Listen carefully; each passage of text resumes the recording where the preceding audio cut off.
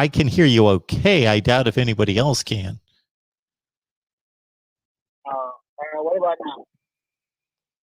Can you possibly call us back and see if it connects better? Okay.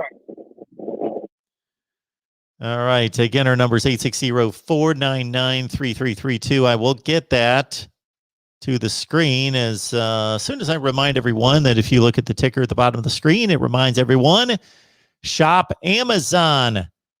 I know you already do. Most of you, I know that there's a few people out there that are saying, I don't shop Amazon. I've never been on there like my mom did the other day. And I believe her that I know that mom has never shopped on Amazon, but that's about 13 people in America. So if you do shop on Amazon, which most of you do, you can go through the same exact shopping experience, but the only difference is you can help us build the channel. All right. I thought we had another call coming in, but I guess not. Got SEC Dog here. He's not a big Harbaugh fan. Phil, you to band too. Thanks for chiming in.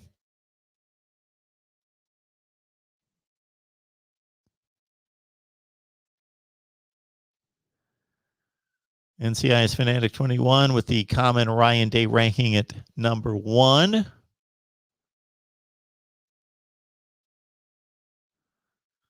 College Football Addict. I said this during our Ohio State live stream this afternoon that I bought into the Harbaugh hype because there was hype because he was so good everywhere else. Then he arrived at Michigan where they'd been awful for 7 years. And he had 2 pretty remarkable seasons to start out, 2015 and 16. They were so much better those 2 seasons than they had been since 2006 and 7. Rich Rod was a disaster. That didn't work out, of course. And Brady Hoke wasn't a whole lot better. He had 2 what I would consider to be decent seasons in 2012 and 13. No, 2011 was a really good year for Michigan football with some smoke and mirrors. But they did go 11-2 and won the Sugar Bowl and finished in the top 10. And then the 2012 Michigan team was better than their 8-5 record. All right, got another call coming in. I cannot trust this voice recognition at all. I am not going to say the word that's printed on my screen right now. Welcome to the Voice of College Football. Who's on the line? It's DeAndre, Mark. Can you hear me? Hey, DeAndre. How you doing? So that was you calling before? Yeah. See, I tried to put my earplugs in. Okay. They're kind of hard. See, that's how bad the phone call was. I didn't even know who was on the line. I didn't get a chance to say my name. I got you. How you doing tonight? Yeah. No, I mean that I could not hear you well enough to know who was on the line. Oh, okay. Yeah. Well, it happens. It's all good. So, I heard the conversation sort of with Bobby, and I heard him say something about what's the kid that transferred from Clemson to Duke? Mike Jones. No. He went to LSU. Clemson to Duke, the quarterback. Chase Price. Chase Price. So he said Chase Price didn't have no stars. Chase Price was like a 4-star quarterback coming out of Grayson High School down in Georgia. So I didn't know what Bobby was talking about on that instant. I don't know if he caught that, but he had said that parts that I heard, he had said that Chase Price was not didn't have any stars. You know, he just had the game against Syracuse. You know, it was him that got us out of trouble, but he was a no-star quarterback. I said, no, he was a 4-star. But anyway, and then also I like the conversation that you had with him about Clemson losing intensity. And I have pointed this out to you several times over the years. When North Carolina is good, Clemson has trouble being good at the same time. So I didn't care they draw from the same area. So look at the 90s when Carolina got good. Clemson was not very good. Now, I think Clemson's like on this big downturn. They still got probably another 2 or 3 years where they're going to be pretty good. As the DJ leaves, I don't know what's going to happen because I know everybody's hyped about this guy in Texas, but it's kind of hard to believe that we couldn't get any 5-star quarterbacks coming in. I know star is not everything. I think Deshaun Watson, if I'm not mistaken, was a 4-star. So was Taj Ward. Am I correct? Was who a 4-star? Deshaun Watson and Taj Ward. They were 4 stars. Yeah, they were both 4 stars. I think Deshaun Watson was close to a 5-star. I don't think he was a 5-star, but he was a high 4. Yeah. So I guess stars really don't matter. But I'm kind of worried about that quarterback position. Not saying the kid out of Texas that we got coming can't play, but I'm kind of worried about the quarterback position.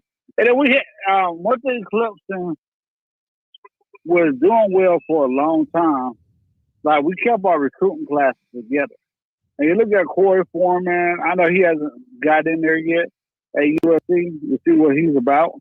But think about it. He committed early. And him and Flo, the last 2 years, were, committed early. And then all of a sudden they broke off their commitment to Clemson. And we haven't had that in the past. Now, Foreman is kind of special because Foreman committed during a COVID year. So maybe that's why he just didn't feel comfortable coming out to Clemson. So maybe that's what happened with that. But, I'm watching this stuff, and I just don't think that we're hitting recruiting very hard right now to see what's coming down the pipeline. And I think us not developing offensive linemen like we should be is also hurting us a little bit. Because Pollard, a couple of years ago, he was a big 4-star recruit out of North Carolina. He really didn't do that well. And then last year the offensive line didn't play very well. And Justin Carmen, now I know there's some personal responsibility in it, but to me he didn't do as good as he came at height. And Mitch Hyatt was a very highly recruited player. I think he was a 5-star. And, he barely made it he didn't even make it to the NFL, I don't think. So I'm kind of worried about our development around the offensive line and how that's affecting our recruiting. So, I think we are kind of losing some type of intensity. I know we still getting top players coming in, but we built ourselves on that defensive line and having a good defense. And the linebackers, they haven't really been doing pretty good in the pros. I know Goods is having a good run, but I just don't think we're doing a good job of developing that area, and that's hurting us in recruiting right now. Who's the offensive line coach? I can't remember his name. We talked about it one time before. How long's he been there? For a while. I'd say about 10 years. He's been there with Dabo the whole time. Well, I would think if they're not recruiting well or developing well at the offensive line position, then that might be an area to look at, because the rest of the team is bringing in talent at a high level, and the offensive line is too. But this has now been about 3 to 4 years that they've been not as good there as they've been everywhere else. Right. Because I haven't heard you talk to Jason, or you haven't talked to me online lately, but I'm kind of interested about. He's on the early, but I'm kind of wondering what they're going to do with him, because I think they put him as fat over at left tackle. I think he was a 4-star coming in, but Layers was highly recruited out of Virginia. So I'm kind of interested to see what they're going to do with Lay. Are they going to redshirt him or what? Because Carmen started his sophomore year, and Mitch Hyatt came straight in and started. So it's just the top of the offense to play. But but I'm kind of worried about that with Clemson too. But that could just be the fan in me. There could be nothing wrong with it. You know, but that's why I look at it at. So, you know, there was something else I would ask you. Hey, when was the last time Penn State had an impact player in the NFL?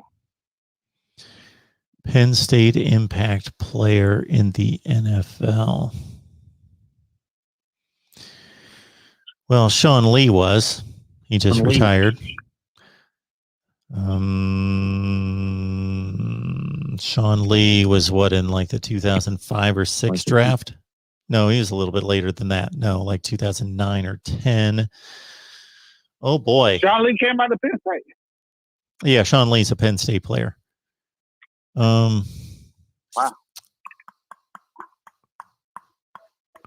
Wow, that's a great question. I'm not coming up with anybody. Mike Gesicki, well, he's only played 1, maybe 2 years in the league.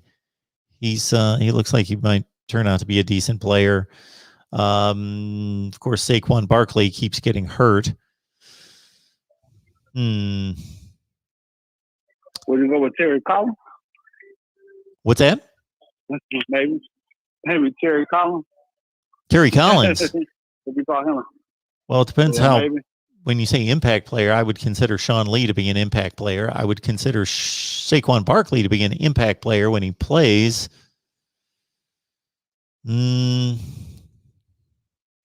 That's about the best I can do for you. I got to think I'm missing somebody. A corner or a safety? What are you thinking about? Micah Parsons getting drafted as the first defensive player tomorrow? Yeah, that was an interesting thought that I had because, you know, for Penn State to have all that football, they haven't had many impact players recently. I know Jason says that he doesn't care about what they do when they leave football school, but I look at that as being part of our program. It's like, what do these players do after they leave? And I was wondering, when was the last time Penn State had an impact player? And I was going to ask you that the other day. You know, what was the running back that was drafted last year? Not Saquon Barkley, but the one after Saquon Barkley. Yeah, so Ricky Slade would have been, let's see, it would have gone. Miles Sanders went to the Eagles a year or two after Saquon Barkley, and then Ricky Slade. Yeah, that's what I was thinking about Miles Sanders. He was pretty good. He had a pretty decent, but you don't really hear about too many Penn State players doing pretty good, do you? Yeah, the offensive line has not been that good, so I can't imagine that there's been anybody there.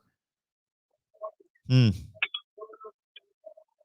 if you think about it, they're known more for their bust at running back and quarterback than they do as they do with developing players to begin in the pros.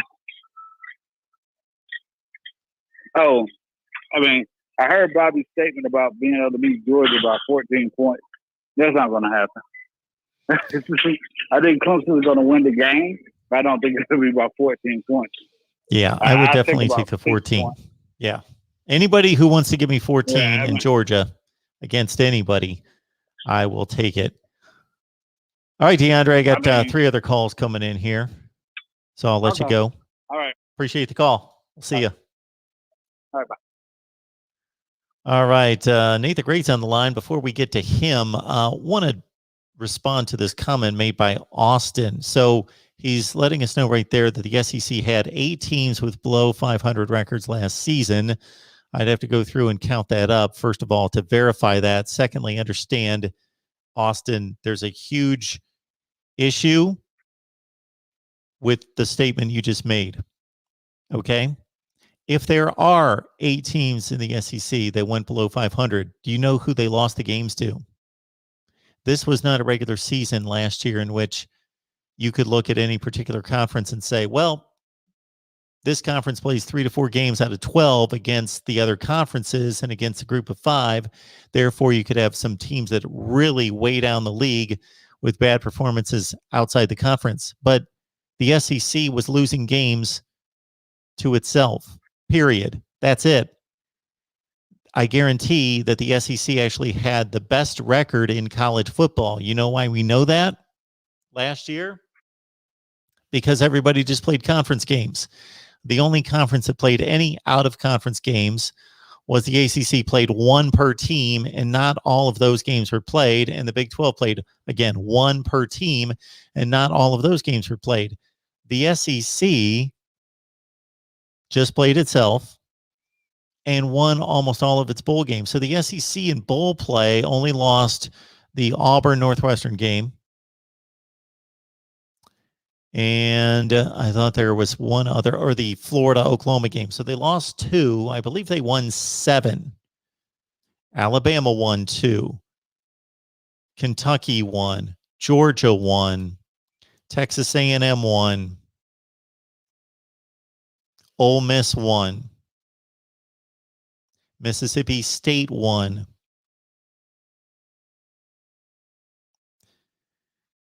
The rest of the teams didn't play.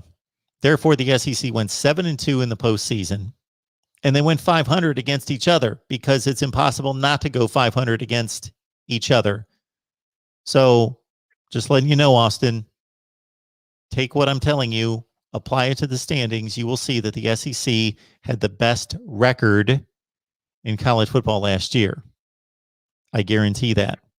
Secondly, it's the most valid record because they only played SEC games and then played quality teams out of conference in postseason play, like Cincinnati, Ohio State, Notre Dame, Oklahoma, Northwestern, North Carolina State. It's the best conference in college football.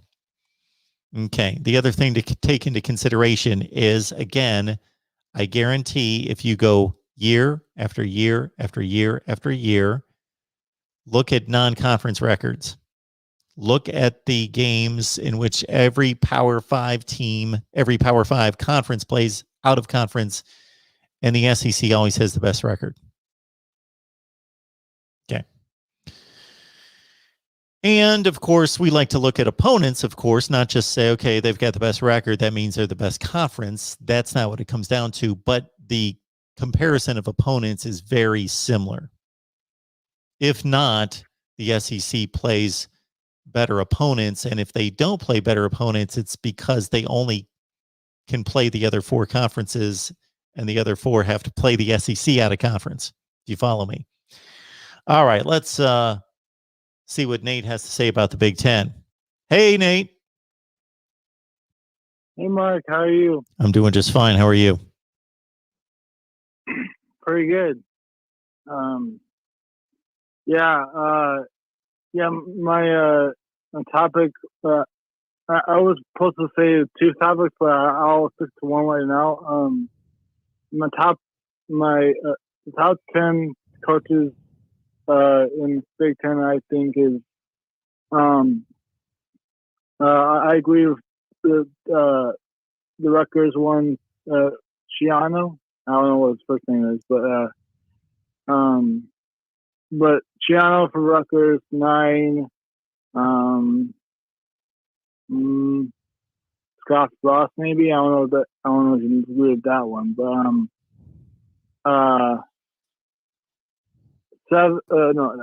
8. Probably Mel Tucker, because he just got there last year. 7. Jim Harbaugh. I mean, there's nothing. There's nothing wrong with that. But 6.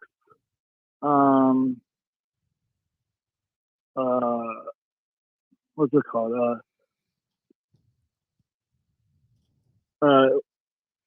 What's the Minnesota's coach? PJ Fleck. You like PJ? PJ Fleck. 6. Okay. Yeah, PJ Fleck. 5.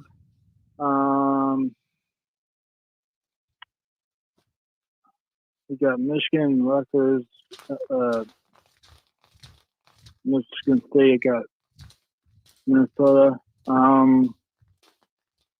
I got. Sorry, I'm sorry, I'm taking a long time. I think Illinois coach, the new Illinois coach, we don't know what he's going to do there, but I'm giving 5 for now. I heard you. He's like, is he mostly a defensive mind coach or offensive mind? The Illinois coach, the new Illinois coach, Yeah, Brett Bielema. yeah. Yep. He's not necessarily known for either side of the ball. If anything, it would be not like a Lovie Smith, who was a defensive guy his entire career.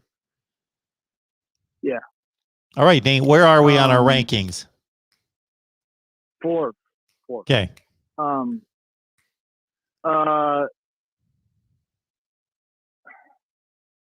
I forget, there's a lot of coaches I can't remember, but I'll just do second because skip it because I don't know most of the coaches. But second, Ryan Day, I think he's doing good. Not great at Ohio State, and then first, Pat Fitzgerald because he's been there forever. I think at Northwestern, he's done a great job there. And yeah, and plus, Mark, my other topic was, what's your take on the expansion for the future for the playoff? Would I like to see expansion for the playoff? Yeah, in the future, not right now, but like in the future. I would have liked to have seen it 7 years ago. I would have liked to have seen it about 40 years ago. Yeah, I would agree because they're doing a slow time to do it. So, I would like to see like a 8-team or 16 team. I don't know about 16, but what's your ideal pick for the playoff expansion? I would like to see them go to 8 teams. 18, okay. 8. So it'd be what? 8. 8, okay. Like I said, 18 per second. 8. Yeah, I think A will do. I think A will do good or be ideal pick because 16 will be too much, but it'll screw up the schedule, screw up the bowls. Yeah, I'll pick 8. Yeah. All right, That's Dane. all. Appreciate it. Have a good day. You too. All right, let's get to some more calls. Various topics about the Big Ten. Let's see who's going to bring it here. And welcome into the Voice of College Football. Hi, Mark. It's great to be on your show again. Yeah, thanks for calling. Well, you're welcome, Mark. Well, actually, I had 2, I'm going to call it provocative statements about the Big Ten I'd like to make, and potentially a third one about just college football in general. But depending on how long, I don't want too much of your time, so depending on how much discussion the 2 Big Ten provocative statements take up, that might be all we have to say. The first one I had, Mark, and I'm particularly saying this because I know you worked in the television industry for many years. As far as the Big Ten goes, I was thinking the following. Let's say, and the one reason I particularly thought about this is because of the Ohio State having several games canceled last year, and what particularly Fox Sports thought about whatever they had paid for the Big Ten, if they felt they got their money from it. And with that in mind, I wanted to ask you, if let's say in the West, Northwestern, Minnesota, Purdue, and Illinois, and then in the East, Rutgers, by the way, I think is on the ascent, Maryland, and then potentially even Michigan State and Indiana, were all replaced by MAC, Mid-American Conference teams. I think an argument could be made to, let's say Fox Sports, that there'd be no need to ask for a refund, that whatever contract they have in place, however many millions of dollars they're planning to pay the Big Ten, I think an argument could be made that they'd be satisfied with that and they would not ask for even a dime back. And I was just wondering what you think for that. And then at the same time, let's say that what I just said was only Ohio State left the Big Ten and was out of the Big Ten and was replaced by whatever. We'll just say MAC school because that's what we're going with. For listeners, then I could say Michigan or Penn State in this. But I'm just saying Ohio State. They left, and all the rest of the Big Ten stayed. I think that the Fox Sports would ask for a significant refund in whatever amount of money they pay per year, despite only one Big Ten team leaving, whereas the other one was, I'm not sure, I think 7 or 8 placed by Mid-American teams. And I was just wondering if you might have any thoughts on such a thing that's, of course, not going to happen anyway. It's just more of a theoretical thing as to what Ohio State is worth compared to the other teams. But I was just wondering what you thought about that situation. Okay, so scenario number 1, you're taking Michigan State, Indiana, Purdue, who else? Illinois? I just said at the West, I just said Illinois, Purdue, Minnesota, Northwestern. And in the East, I said Rutgers, Maryland, and then potentially even Michigan State and Indiana, all replaced by Mid-American Conference teams. You're going to take 8 teams out of the Big Ten and replace them with Mid-American Conference teams. Correct. And the other scenario was everyone stays except for Ohio State, who's replaced by, we'll say, Ohio University. And those are the 2 scenarios. Again, I know these aren't going to happen. I'm just more thinking about the context of what the value is of the Big Ten, and particularly the Big Ten TV contract. That's what I'm trying to get at with this conversation. So are you making the assumption or drawing the conclusion that those teams in the Big Ten don't add value and aren't on the Fox national game anyway? Is that I'm not understanding where you're leading this. If you switch any more teams, you might as well just call the MAC the Big Ten and call the Big Ten the MAC. Right. Well, we're going to call it the Big Ten, but we're just going to replace those teams with MAC programs. You're devaluing the conference exponentially. Okay. Well, but despite, so you feel that would not be as significant, that would be more significant than if Ohio University plays Ohio State and everyone else remained the same, that scenario would be less would be less harm to the Big Ten than what I said previously. So in your second scenario, what happens? Ohio State was no longer in the Big Ten, now replaced by Ohio University, the Bobcats. Well, it could be other team, but we'll say Ohio University being the same state. And that's the team in place of Ohio State. Everyone else remains the same. I thought that perhaps Fox would feel, there's just one example, but that our TV product has been greatly devalued now, and we would like to renegotiate that contract. Whereas the other one, potentially, we're happy with that, and we're going to pay you the same amount. Well, there's no question if Ohio State just made some kind of rash decision and left the Big Ten tomorrow, that yes, Fox Sports would want to renegotiate the contract. No doubt. Right. Well, I thought that Ohio State against any MAC team is a bigger draw than almost any Big Ten versus Big Ten team that doesn't involve, I'm going to say, Michigan, Penn State, Wisconsin, not longer Nebraska. Yeah, I think if it doesn't involve Michigan or Penn State, then Ohio State against any MAC team is more valuable to any network, particularly Fox, than any 2 Big Ten teams playing. Besides, if it doesn't involve Michigan or Penn State, and maybe Wisconsin. Well, I'm not going to take it quite that far. You're telling me that more. If we look at the ratings, though, I would think more people if you were an advertiser, would you either advertise Ohio State, Miami, or Michigan State? Then Nebraska and Wisconsin? Versus, Illinois.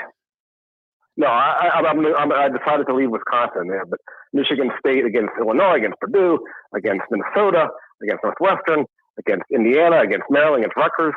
I thought that those would any of those teams would be far less valuable to Fox than Ohio State versus Miami of Ohio.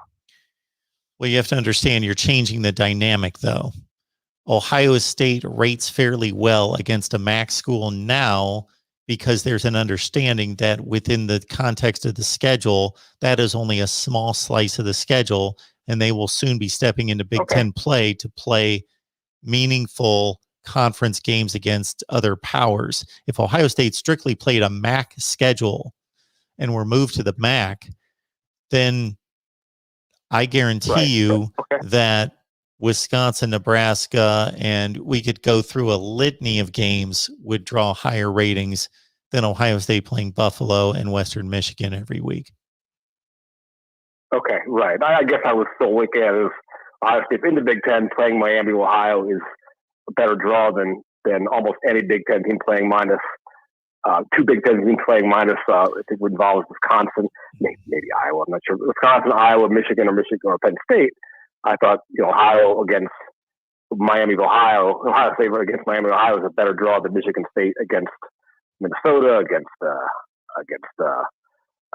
Purdue, against Illinois, against Maryland, against Rutgers. That's sort of what I was getting at there. It might be sort of finishing that topic now. Maybe I'm just getting a little too deep into the trying to understand the value of one team versus 8 other teams potentially. This will be my closing statement on this is that, yes, Ohio State arguably has the biggest fan base on television in the nation. It's arguable. I'm not saying that they do, but they're right there. And they're also probably more valuable to the Big Ten than any other team is to their conference in the country. Meaning that even though it could be argued whether Alabama or Ohio State is more popular, or Ohio State and Oklahoma, or Ohio State is probably as meaningful to the Big Ten as certainly any school in the SEC is to the SEC. If you take out any school from the SEC, Alabama being the best choice, then the SEC is still more valuable than the rest of the Big Ten.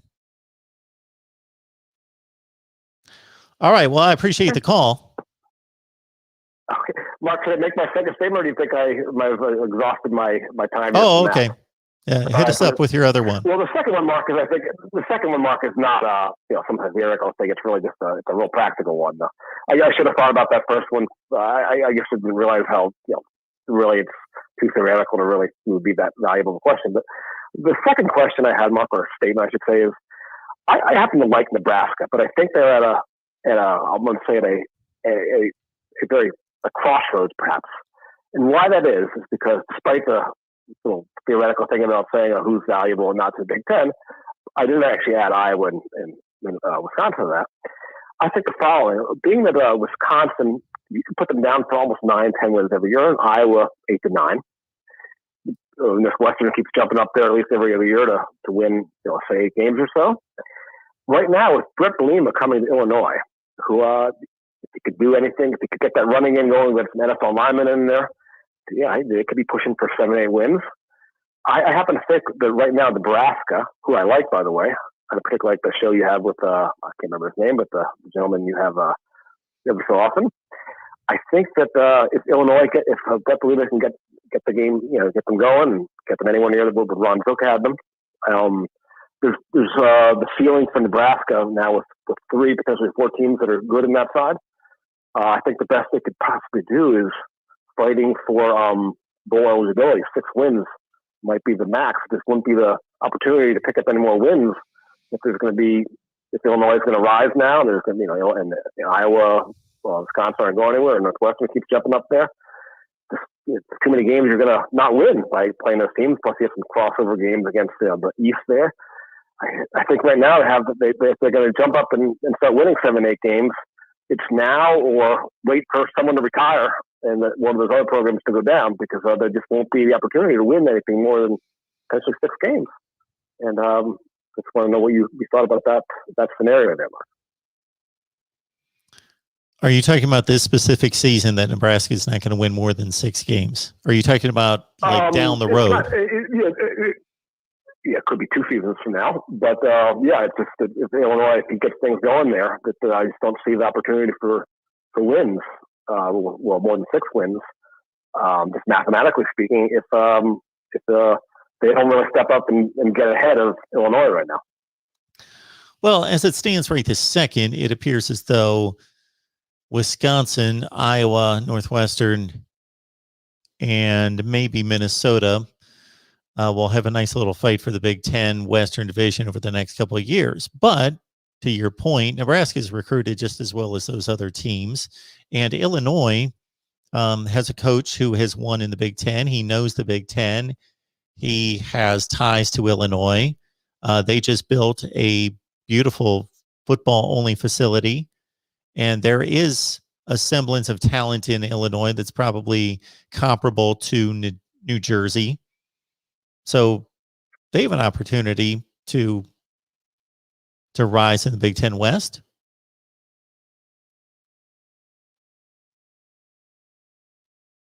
Okay. Well, Mark, I appreciate those two little theoretical questions there. I enjoy the show. I'm going to hang up now, and I'm going to continue to listen to the rest of the stream. Appreciate that. Thanks for the call. Have a good night. Yeah.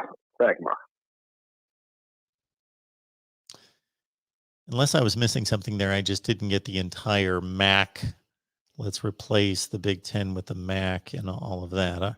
All right, more Big Ten fans on the line here. We got MSU #1 fan. Welcome to the Voice of College Football.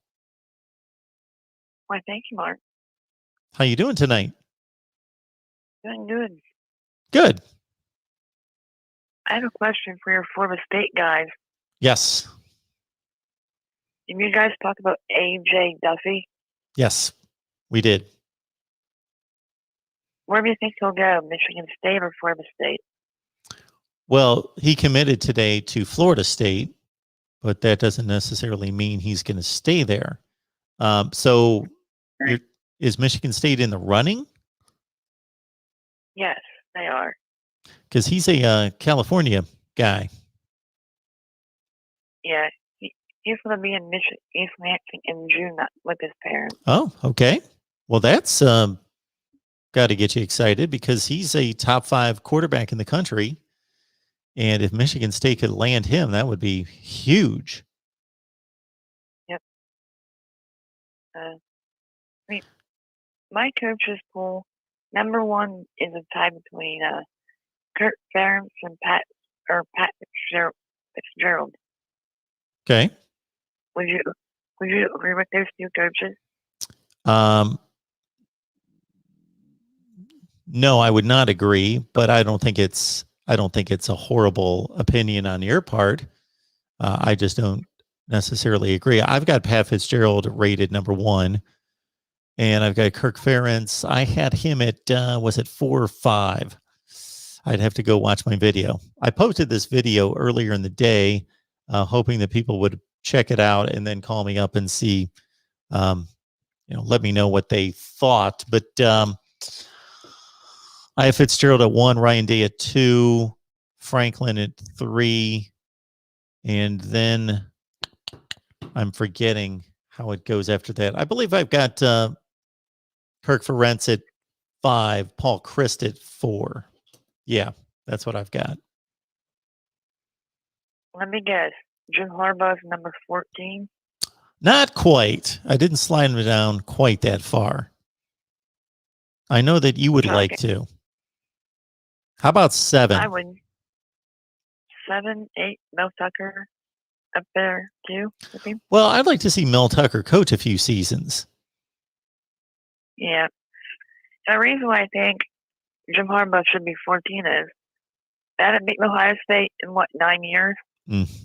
Well, he's what's 2015 through 20? That's 6. He's 0-6. Yeah. And they had losses against Penn State. He's 0-5. Okay. Yeah. Okay, he's 0-5. Let's not tack on more losses than he already has. And then what's the point about Michigan against Penn State? They lose games that Michigan should have won. They should have won this season, but they did not. Am I wrong for saying that, or? Well, I don't think there's any question that Michigan's been a disappointment under Jim Harbaugh, but also understand that the two coaches before him, he has performed much better than they did. Yeah. He's finishing generally in the top 15 in the country. Generally, he did in 2015, 16, 18, and 19, he was just outside the top 15. So all of his seasons, excluding one, and then of course this last season they only played 6 games. It was a horrible 6 games, but it was just a 6-game season. Yeah, but they got embarrassed by Michigan State. He never made adjustments to have his corners get the safety help that they needed. Mm-hmm. True. And I think that Michigan played the Alabama card and got too scared to play Ohio State. So they had to forfeit. Yeah, they gave up on that one. Man, I think they're just too scared. But not like us Michigan State fans. We'll play Ohio State anytime. Sure. And what are your thoughts on Mel Tucker in season 2 with a full spring practice in? Well, I was happy to watch the Michigan State spring game last week. I DVR'd it. I watched it start to finish. I took notes on it. And I thought Mel Tucker was very impressive. I liked the way he ran his spring game. So he didn't just run a game, but he very much wanted to see his team and his quarterbacks under certain scenarios and situations. So it was a very formulated spring game where he wanted to see how players would respond in particular situations. I do think that you've got some potential concerns at quarterback. I think Peyton Thorne could start. Based on what I saw, I would start him. Yeah, Peyton Thorne and Anthony Russo. I think what Coach Tucker should do is mix those two in and out of rotations. Maybe mix in Theo Day every now and again. I believe Theo Day just announced today that he's leaving the program. Let me double check on that. Okay. I think that I saw that just a few minutes before I came on. Okay. I mean, Noah Kim, he showed some flashes of light in the spring game.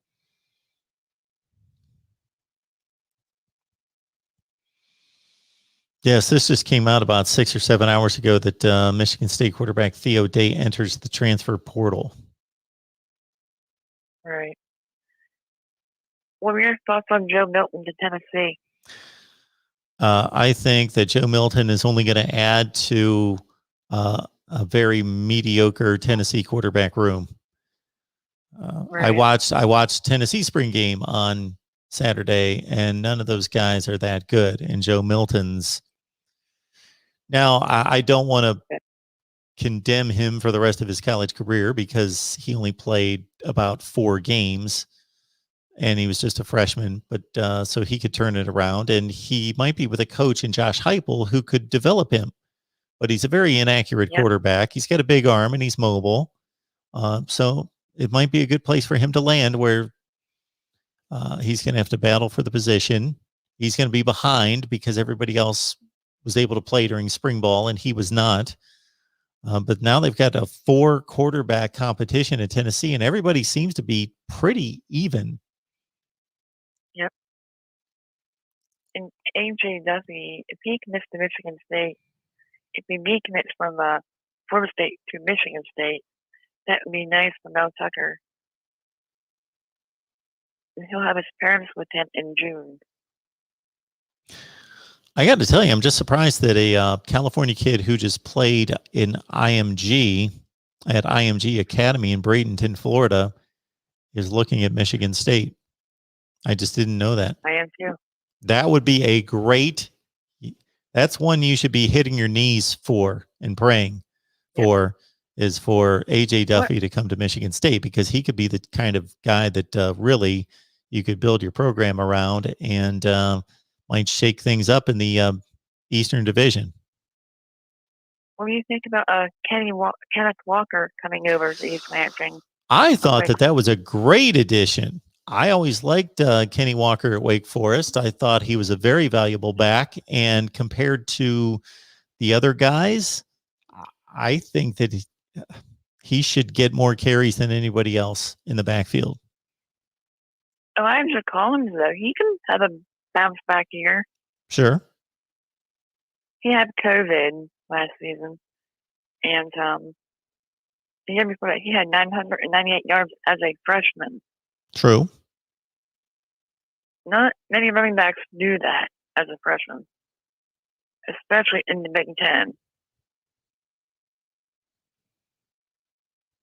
Thanks for taking my call, Mark. Thank you, MSU #1 fan. Have a good night.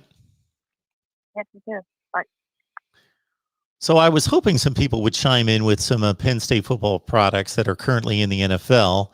College Football Addict has done that because DeAndre made the comment about Penn State not producing good NFL players currently. I named all those guys except for I wasn't thinking about Chris Godwin, who is currently with the Buccaneers, correct? All right, we got a call coming in from our guy Kevin in Dallas, Georgia. Kevin, how are we doing tonight? Good evening, Mark. How you doing this evening? I'm good. How you doing? I'm doing great. When it comes to Penn State, now we're talking about, say, the past 20 years, or we just talking about currently when it comes to Penn State? I think the comment was just basically that he just stated, when is the last time that Penn State has produced a quality impact player in the NFL? And I said Sean Lee. He just retired today. Is an exceptional player. He just couldn't stay on the field. And of course, Saquon Barkley's going down the same road thus far. Okay, well, for a moment, Mark, showing my age, what about Shane Conlon, LeVar Arrington, Courtney Brown? No, we're not talking all time. I could sit here and name all sorts of Penn State players all time. He's talking about who's the most recent Penn State player that's made an impact in the NFL. Well, it would have to be the gentleman that you stated earlier. It would have to be Saquon Barkley, Godwin, etc. Then. Yes. I wanted to speak briefly, Mark, in reference to the transfer portal. And it was just in regards to, I think when it's all said and done, Mark, it won't hurt your Alabamas, your Ohio State, Clemson's, Oklahoma. It'll be more so as far as, I guess, that next level of teams. So, and it would just be a matter of, say, for instance, the aforementioned teams, when it comes to filling a need, cherry picking from those lower level teams.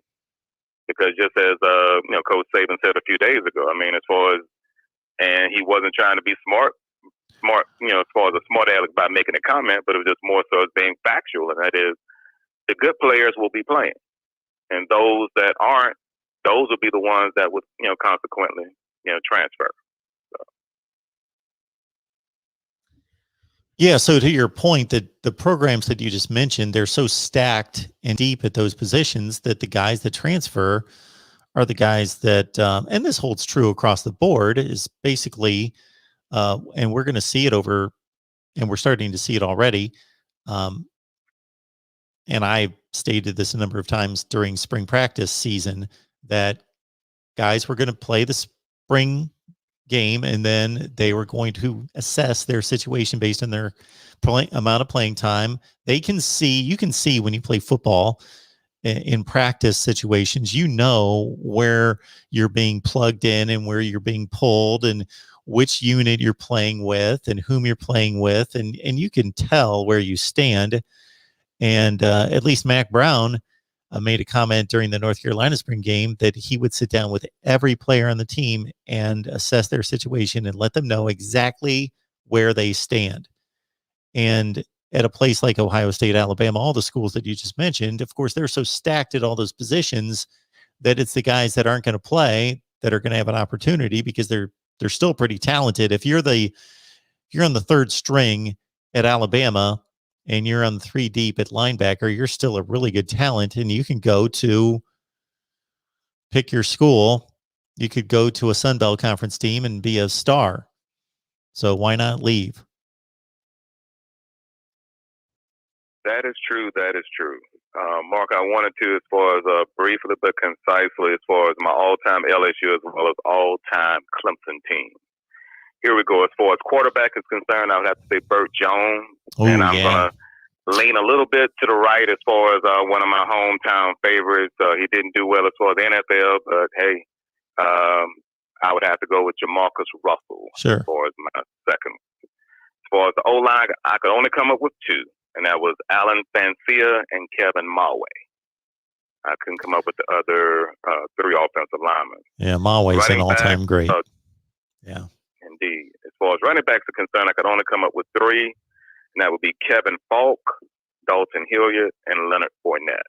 And then I guess honorable mention would be Billy Cannon. But hey, Mark, once again, I was limited as far as black and white, so I couldn't go with Billy Cannon, but he would be honorable mention. As far as wide receivers are concerned, and I tried to go as far as the breadth of their careers and not one-shot wonders. And as far as my first receiver would be Wendell Davis. As far as the others, unfortunately, would be OBJ and Jamar Chase. And it's more so, I would look at those two as being more lightning in the bottle compared to Wendell Davis. As far as my D linemen are concerned, Glenn Dorsey, Anthony McFarland, Marcus Spears, and Brady James. As far as at the linebacker, Michael Brooks. And I'm going to say, somewhat reluctantly, that Devin Smith, that's drafted by the Falcons. Okay. Those would be my two LBs. As far as secondary is concerned, Patrick Peterson, Tyrann Mathieu, LaRon Landry, and then showing my age also, former Bengal, and that's Tommy Casanova. Okay. Interesting. You did mention Leonard Fournette, correct? Yes, sir. Okay. Along the offensive line, I would throw in Lyle Collins. God dog Dallas, yes, sir. Off the edge at either D end or outside linebacker, he was the top 3 pick in the draft, was Barkevious Mingo. And then I also thought of Chris Claiborne in the secondary. He also had Jamal Adams, Grant Delpit. Of course, the corner and safety positions have been loaded for years there. Yes, sir. As far as transitioning Clemson for a minute, Mark, quarterback would be Deshaun Watson. Okay. Running backs 2, and that would be C.J. Spiller, and I guess POM again, prisoner of the moment, Travis Etienne. As far as wide receivers are concerned, a little old as far as Perry Tuttle. As far as a little bit newer model, Sammy Watkins. As far as I was a little shaky as far as O-line, though. As far as all-time O-lineman as far as Clemson. So, unfortunately, I had to leave that blank and have to transition as far as to the defense. As far as on the old side, William Perry, refrigerator. Also, Christian Wilkins. Linebackers, Jeff Davis and LaVon Kirkland. And in the secondary, cornerback, Terry Kennard, and strong safety, Brian Dawkins. Okay. When you mentioned Travis Etienne being a captive of the current players on the field, but Travis Etienne, he could be argued as all ACC all time. Wow. He's the all-time leading rusher in the ACC and the all-time leading touchdown scorer in the conference. And it just shows us how things come around, I guess, go around 180 in the respect that when he was recruited, as far as they call him hands of stone because he couldn't catch, and he wound up being one of their best receivers when it was all said and done. So, when you put the work in, what can happen? And that definitely happened as far as he's concerned. I would say that Clemson from about 2012 or 13 until just a couple of years ago produced better wide receivers than anybody in the country. With the guys that you mentioned, Hunter Renfrow also, and Adam Humphreys and Mike Williams and Adam Scott or Artavis Scott.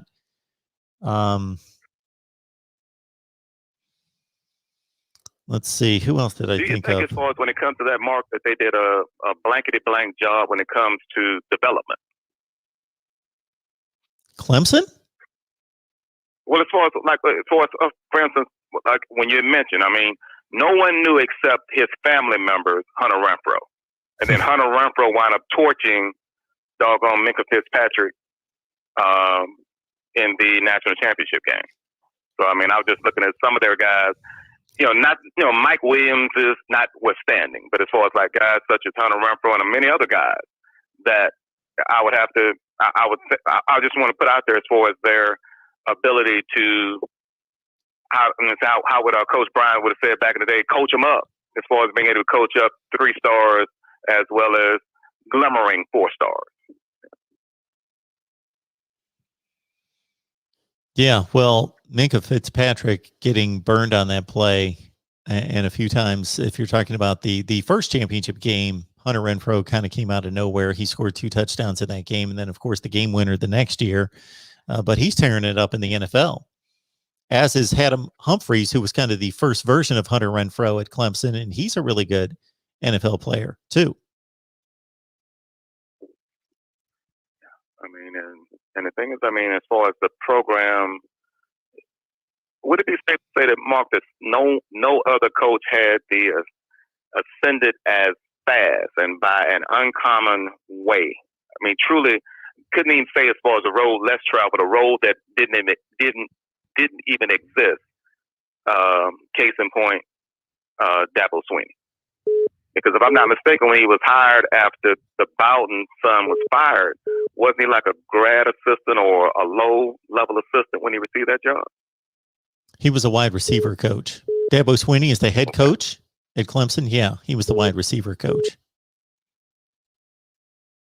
Because, I mean, as far as, can you recall as far as in the, and I would say, I'm not going to go 20, 30, 40 years, but more so in the modern day, as far as a coach being able to go from wide receiver coach or position coach, period, to head coach. And then, hey, once he was able to receive the crown, then he just ran with it. Yeah, so are you asking me if anybody else has made that kind of a leap? Well, I mean, the thing is, I mean, wouldn't it be said that his leap was unprecedented? Off the top of my head, it certainly is. I'm not coming up with anybody else who made that kind of leap. It's usually group of 5 to power 5, or group of 5 to a low level power 5, and then to a big program within the power 5, or it's at least big time offensive or defensive coordinator making the jump. Not a position coach, but he was in the system and had been in the system for a while, and obviously they liked him and gave him a shot. And in conclusion, Mark, I just want to say, as far as the theme for the 21-22 the 21-22 as far as college football season will be, it's going to be wide open. You know, as far as what it says, as far as injuries make, you know, cowards of us all. And I think as far as if you're not, you know, quote, those name schools, hey, it's going to hurt you as far as once you receive that one major injury. The transfer portal may have some effects, you know, in some respects good, some respects bad. You know, interested as far as to see where Mr. Tua is going to go. And then also as far as when it comes to this 21 class, as far as Mr. JTT, as far as from the West Coast. But the thing is that when it comes to, hey, your Buckeyes, you know, that their key is going to be that doggone quarterback position, because as far as all the other positions going to be, as usual, 3 deep. So a matter of just, you know, being able to find out who's going to be the leader as far as on an offense. And hey, as the song says, it should be a bright, sunshiny day as far as the Buckeyes, as far as 21-22. But like they say, that's the way reason why they play the games, Mark, why they play the games. But it's going to be a very, very, very, very interesting year this year. Very interesting year. Absolutely, absolutely. All right, Kevin. Appreciate the call. All right, thanks, Mark. Take care now. You too. All right, we got Bill chiming in here. Let's see what Bill's got for us. Welcome to the Voice of College Football. Hey, Mark, how you doing, man? Hey, I'm doing well. What's going on? This is SPH Huntsville, you know, SEC fan, calling in to give you my take on you guys' top coaches in that conference. Big football fan, former college collegiate athlete. Want to say, man, I understand Ryan Day. Ryan Day is the president in that conference. What that guy done, you know, is to walk right into that conference and to walk right into to that team, talented or not, to hand it off from Urban and to not miss a beat, and actually, arguably, do a better job. You know what I mean? It could be argued that he's done a better job. We got a lot of respect for Coach Day. Love how he runs his program, man. But my favorite coach in that conference, I love Paul Chryst, man. I love Paul Chryst. I love what that guy's done. He's very familiar with his team, the part of the country that these guys play in, Wisconsin. He plays that type of football, very, very, very physical. Love Paul Chryst, man. If you put that guy, say, at Missouri, even though Missouri's in the middle of nowhere, I think he would even be successful there. I love Paul Chryst, man. He's been successful in that conference a long time. I think he has like a 75% winning percentage when you look it up. He Paul does. Chryst is great, man. Oh, yeah. I love that guy, man. Pat, got to go with Pat Fitzgerald. I love that guy when he was a player. Love Pat. And I tell you who's growing on me. Tom Allen, man. Okay. That guy grew on me this year. When I got a chance to watch Indiana, man, that guy grew on me. I love Tom Allen, man. They got some real good coaches in that league, man. It was hard to keep Kirk out of my top 5 because he's been so successful so long, just consistent. And so it's real hard. I think I would probably put Kirk above James Franklin. I mean, I would. I know that's arguable, but I would probably put Kirk Ferentz in over him just because of the consistency that I was always tough, man. They give everybody trouble. So I love Paul Chryst, man. Love Ryan Day.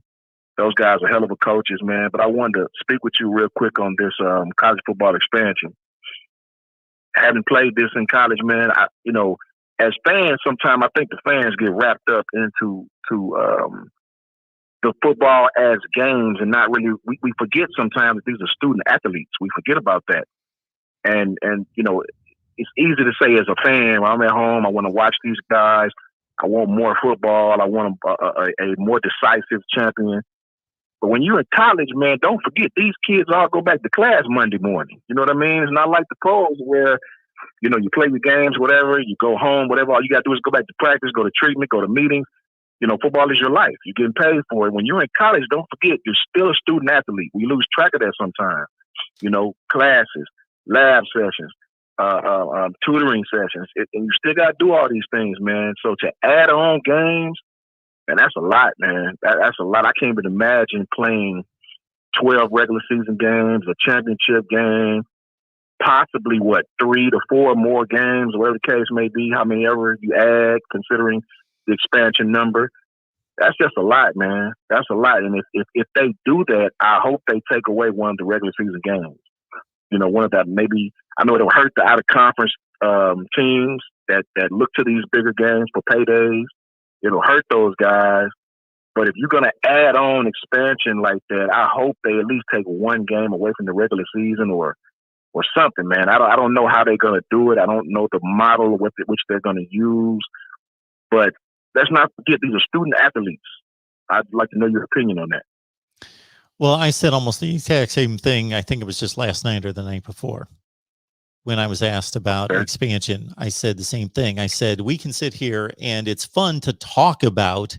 That's like we're living in a fairyland when we start talking about just moving teams and realigning conferences. And it's all fun to talk about, but most of it's not realistic because we're talking about major red tape and decisions that have to be made and money moves and all that. So when it comes to the expansion of the playoffs, I'm all for it on paper. Yes, I've made the comment that I'm for it going. Actually, if we were just playing the games on paper and playing video games, I'd go to 16. But we deal with flesh and blood in terms of protecting their safety, and then also, as you mentioned, their status as student athletes. So it's easy for us just to talk about them as commodities, but they're real people. So I would not want to extend them past another round of playoffs because you're talking about just a couple games and and I'm not talking about a couple games for each team. I'm only talking about a couple games, period, that if you add another level of playoffs, that I think that's reasonable. Yeah, it's got to be a way to get better quality of games and the better amount of games without just adding on. And next thing you know, you're playing 15, 16. That's the NFL regular season. I hope they find a way to do it. Big shout out to all my frat bros that I played with that's from the northern area. Those guys were a lot of Big Ten fans. We picky with each other pretty good and rib each other pretty good. They get on me about the SEC, and I call their conference the big one. I know it's more intense things. I call them the big one, little nine. Shout out to all the Ohio State fans, man. Me and one of the commenters were talking about who's going to win the Big Ten next year. And I told him, just from our perspective, from the down south perspective, we think Ohio State is going to win that conference with their eyes closed, hand tied behind their back, and pinky toe tied to the shoestrings. They still win the Big Ten. They're going to win the Big Ten from here on out, man. And I think that until somebody can really, really challenge Ohio State on a consistent basis, they'll always be the champs of that league, man. A lot of great teams in that league, but until you can consistently, maybe you can catch Ohio State on a young year, maybe something like this year where their quarterback is gone, a lot of talent gone, maybe, you know what I mean? That's a big maybe, but, shout out to the whole Big Ten, man. We love whooping up on you guys. And you do a great job as always, Mark, man, and we'll be tapped in with you on every episode that we possibly can. Appreciate that, SPH. You have a great night. I appreciate the call. It was a good one. Okay, man. Take care. All right. Let's move it on to another Buckeyes fan here in David Greenshield. We'll see what he's got for us. Hey, David. How you doing? Awesome. The man, the myth, the legend. More legend than myth. Mark Rogers. How are you, sir? I am doing well. What's going on tonight? Well, I tuned into Buckeye Talk today, and I tuned in a little bit later than normal. Did I hear them mention that Elias Ricks, the cornerback from Georgia, may have entered the transfer portal? Yeah, we believe a possibility. We believe somebody was trolling because we searched all over the place and saw nothing. Okay. Now, did you also talk about the linebacker from Tennessee, Toto? Yes, we did. Okay. Does that seem like more like a possibility? Because I've heard some reporting that could be a possibility. Yeah, a possibility, and also that it seems as though he's going to make a decision soon. Yes. See, here's the thing, Mark. I think I'm a little bit more confident our linebackers are going to be decent this year. I don't think they're going to be great, but I think they can be decent. Because even in 2019, when we had a great defense, I didn't think our linebackers were great. I thought they were, pretty good. And one of the reasons I thought they were pretty good is, well, number one, we had, I think, a really good linebacker, Malik Harrison, who's playing in the NFL right now. So I thought they were decent, but I didn't think they were great. But, the key to that defense is we had the best edge rusher, best defensive player in the country in Chase Young. And we obviously had a much, much better secondary. Well, I think we may have had the best secondary in 2019 in the country, in my opinion. That's why I think I would have liked to see them maybe us have I think we would have had a better chance at LSU that year than Clemson would have, because I think I would have liked to have seen our chances to match up with them. I think we'd had a much better chance to match up with their passing game this year than Alabama's passing game, this past season.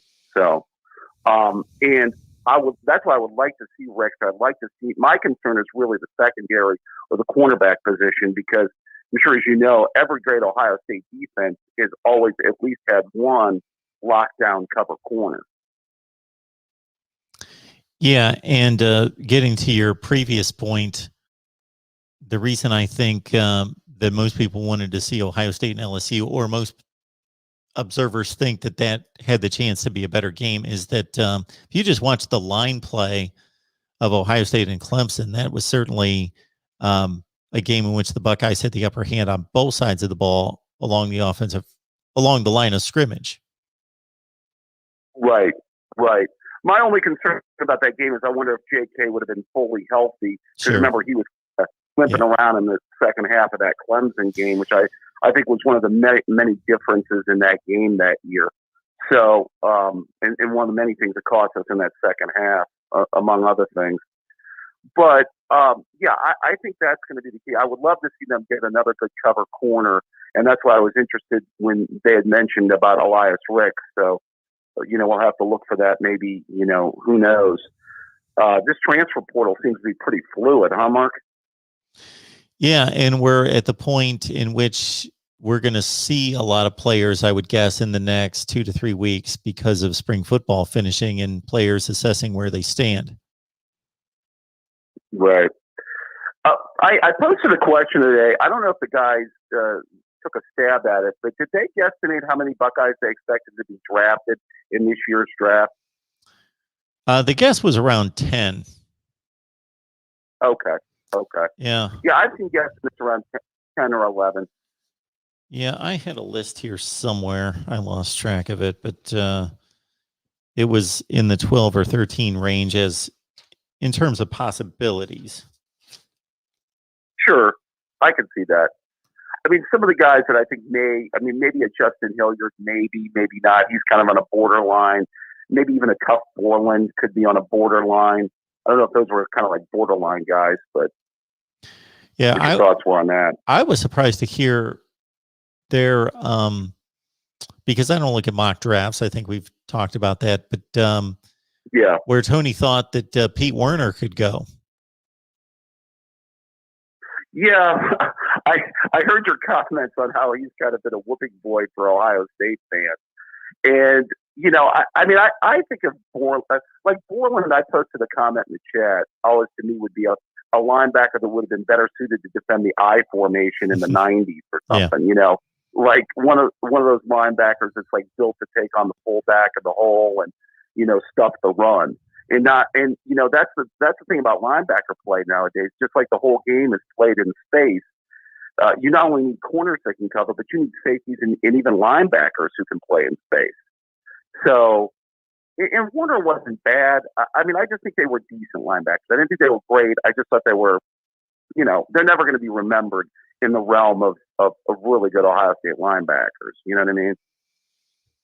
No, I thought the group that Raekwon McMillan led in 2016 was the last good group. Yeah. They had pretty good linebacker play in 14 and 15 with guys like Perry and Darren Lee. In the first few years, Ryan Shazier, of course, was really, really good. Those were guys that kind of stood out. Yeah, Ryan Shazier was a fun player to watch. Yeah, absolutely. It's a shame what happened to his pro career.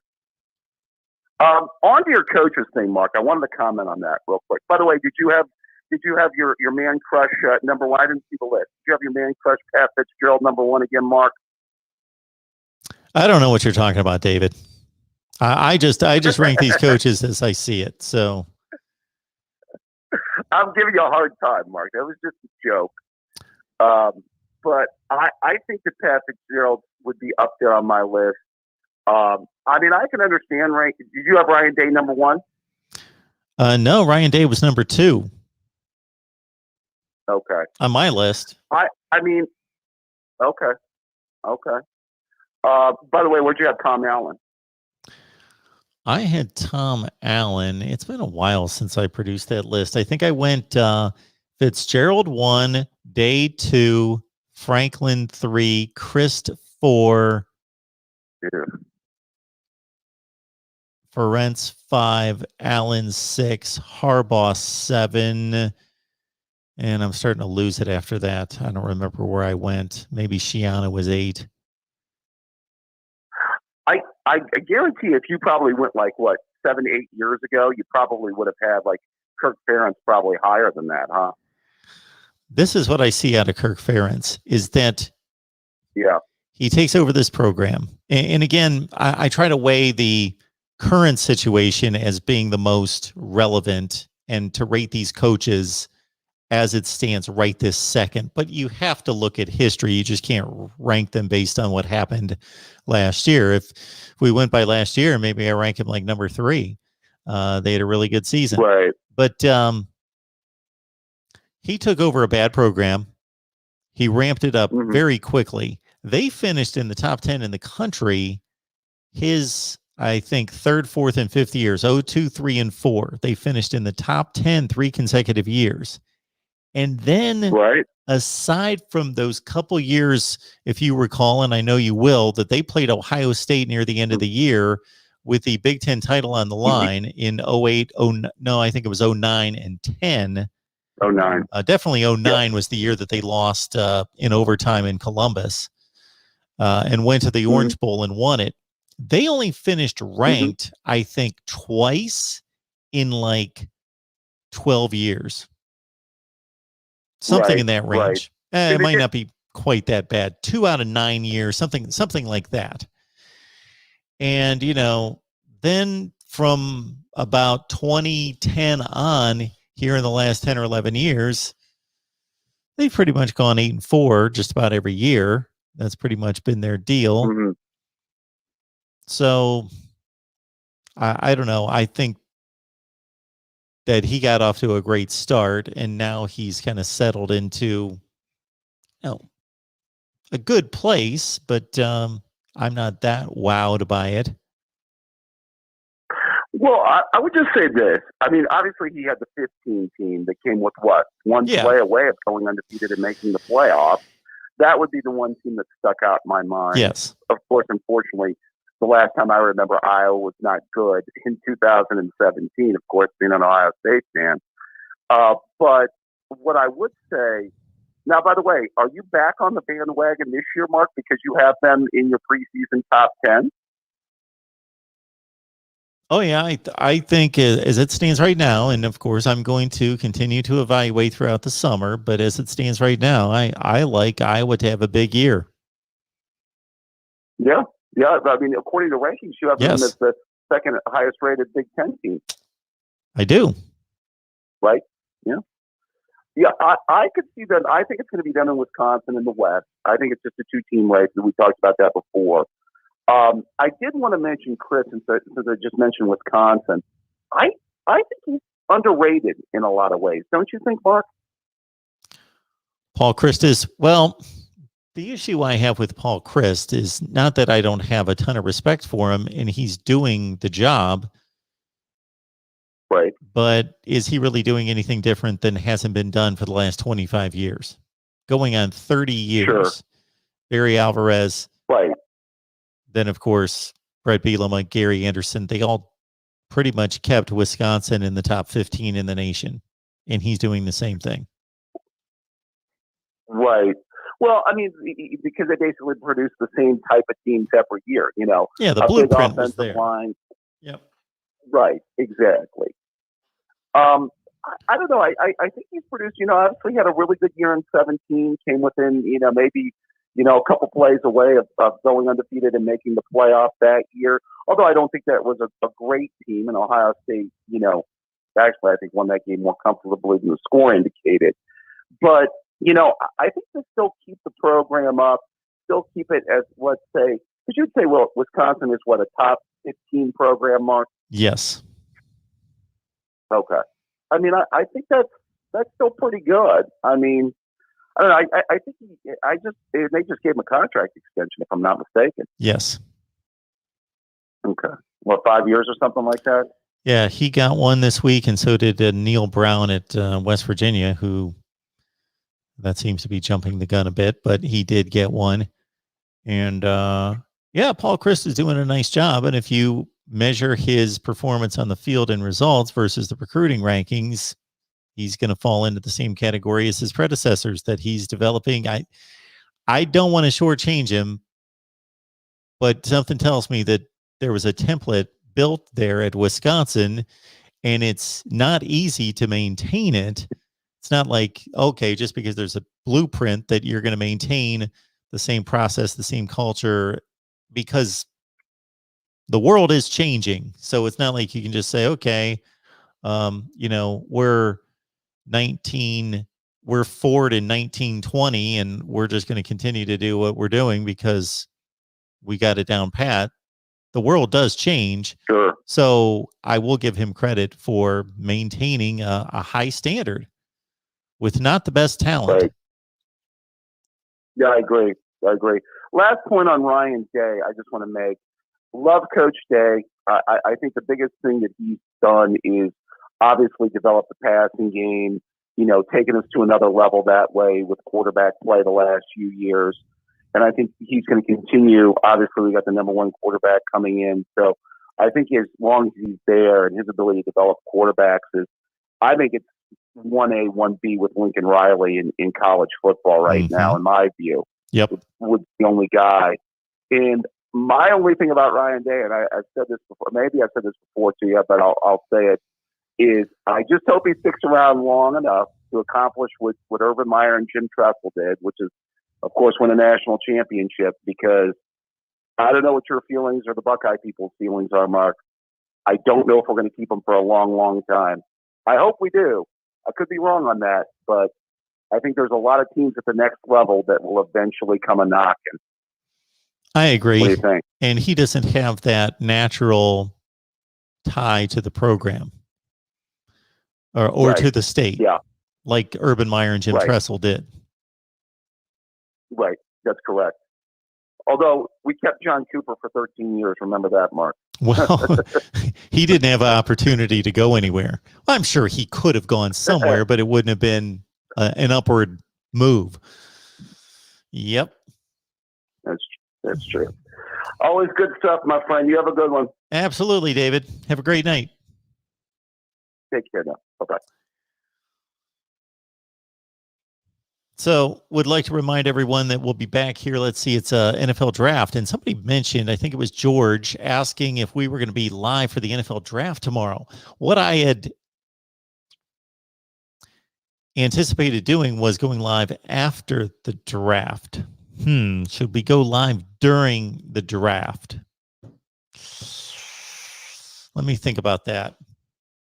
It sounds really nice to sit and kick back and relax and watch the draft, then come on live and talk to all of you rather than doing a watch party during the draft. Let me think that one over. But keep those notifications going so you know what we're going to do tomorrow night, which again is most likely going to be, I don't know. We're doing something with the NFL draft. Either we're going to do a watch party with the NFL draft, but don't expect me to be yapping for 3 hours because we'll watch the NFL draft. Or we'll go live after the NFL draft. And we do have a Miami live at 5 p.m. Eastern time on Thursday. And we got another call coming in. Because we'll watch the NFL draft. Hey, it's Mark who's on the line. Please turn down your laptop or phone, Miami please. Live. Hello? Sorry about that, Mark. It's Michael. How you doing, sir? Hey, Michael, I'm doing well. What's going on? Not much. Hey, got a couple questions for you. I think that your thing is Big Ten. Can you hear me all right? I got you. Yes. All right. Big Ten coaching rankings and stuff like that. And I just got home from doing a baseball game. And I just want to know, where do you have Terry Allen ranked? Is he in your top 3 right now? Tom Allen? Tom Allen? Yeah. Yes.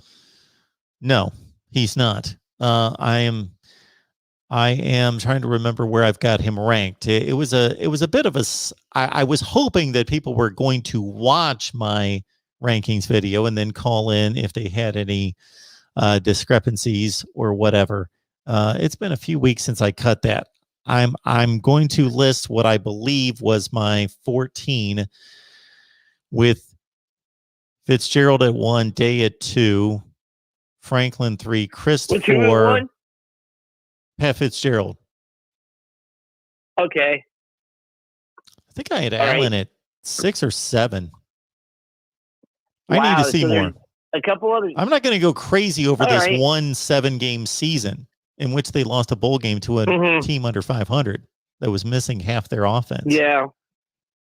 But I figured you would have took the last 2 years of their body of work for the last 2 years, and that would have figured in with it also.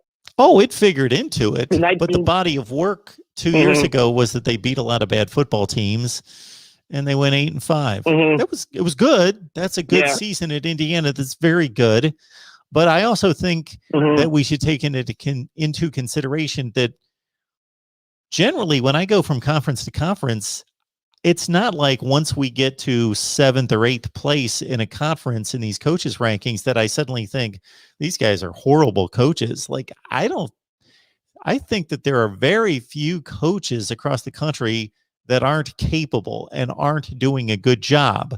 Of course, only one guy on the sideline can win the game. So there are guys with not most extremely impressive records that I still think are capable coaches. Like there's nobody in the Big Ten right now outside of possibly Mike Loxley that I think is doing a poor job. Now, Jeff Brom needs to kick it into gear, but I think everybody else is doing in Harbaugh, depending on your expectations.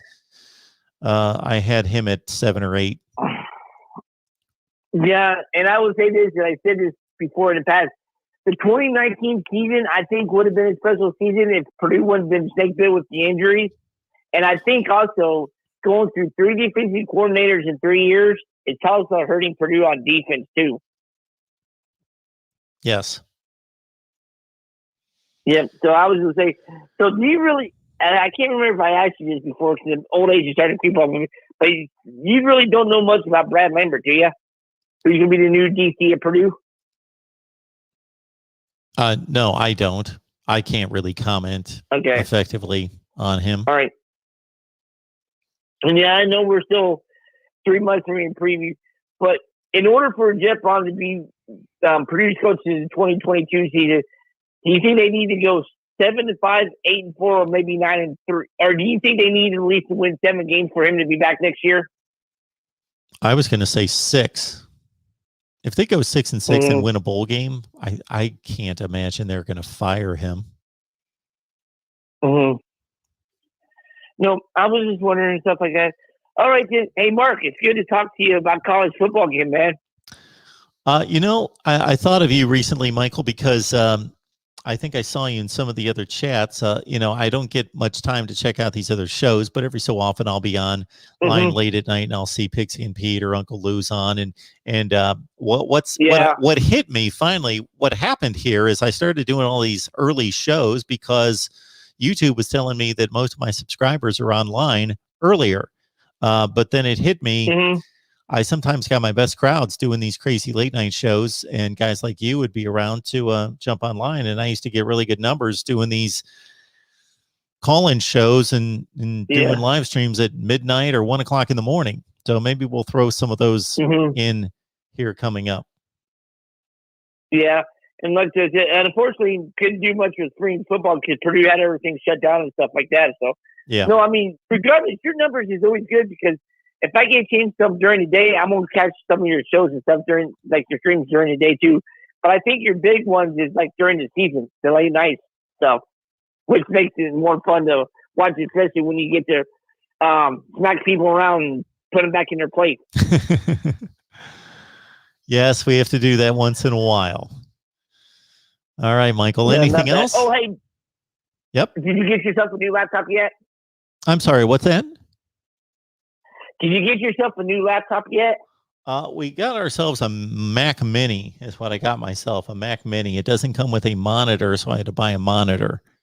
But I've got a new camera. I got to hook that up and figure out how to use that. I've got a lot of other things that, this thing doesn't look, I'm showing the viewers, anybody that's watching right now, that is it's basically a technical director switcher board, and I got to figure out how to use that. So a lot of things that I've purchased that will enhance the show eventually if I can ever get around to learning them and using them. Yeah, because I know you said you had issues with your one laptop and you had to get a new one soon. So I didn't know if you actually got your I had to get rid of the laptop. Yep. Yeah. All right. Hey, Mark, good talking with you. Great show as always, man. Keep up the great work. Thank you so much, Michael. Appreciate the call. Take care. Bye-bye. All right, folks, I was setting you up for tomorrow night. Again, stay tuned. I need to decide whether we're going to do a watch party for the NFL draft or we'll just come on after the draft. But we do have a Miami show live at 5 Eastern time with the Wholesome One. So we'll see you then. Appreciate you stopping by. I am starved. And we'll see you later.